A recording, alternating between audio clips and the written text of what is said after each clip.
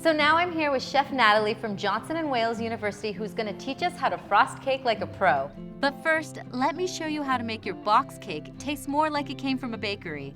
You still need to follow the directions on the box, but with a few modifications. Add 1 extra egg to the mix, replace the oil with melted butter, and instead of water, use whole milk.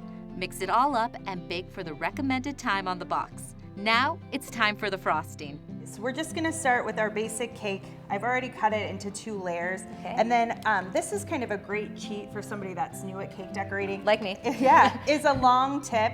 This allows the frosting to get applied evenly, so then that way it's easier to spread it later on. Okay. So when we're filling the cake, we just kind of want to work from the outside to the inside. And it's all about the spin factor. Yeah, we're just gonna use a cake wheel. And if you don't have a cake wheel at home, which most people wouldn't, you might have a Lazy Susan, and that's gonna work just as well because it spins around. Okay. So we're just gonna take this and we're gonna smooth the icing out just to make sure that it's nice and smooth. It's slipping away from us And a now what's little this bit. cake spatula called? This is just an offset spatula. And if you don't have an offset spatula at home, somebody might have like a little bowl scraper or maybe a bench scraper of some kind. That works as well. You just want to use something that has a nice flat even side. So you can also use this and smooth your icing out as well. So once we get the middle icing, we're ready to put the top on. And when I put the top on, Raquel, I usually take the top of the cake and put it on the inside. So that way we get a nice flat, even surface to work with.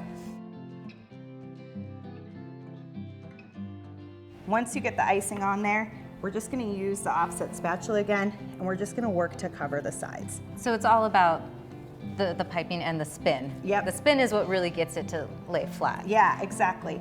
And then once you get the sides completely covered, you can just work across the top to make sure that your top is nice and even. Okay. And then you'd be ready to do your decorating application. Do you have any other tips for people that are trying to do the cake for the first time? Yeah, I think don't be afraid. It's not as scary as it looks. I'm a little intimidated. Having the right tools will also make the job easier. So having a spatula, sometimes you'll see a straight spatula. I prefer an offset spatula because it allows a little bit better control of the hand.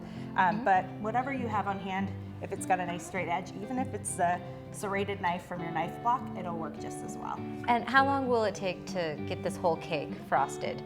It just really depends on your comfort level. So I would say from 5 minutes to 15 minutes if you're a novice. And then for us, we can usually do it in about 3 to 5 minutes. Okay, I'm gonna take the 7-minute route, but thank you so much, Chef Natalie. Yeah, we are of gonna course. post all her tips on 9news.com/fixthis. Now I just wanna eat the cake. Yeah, we'll get to that. Okay.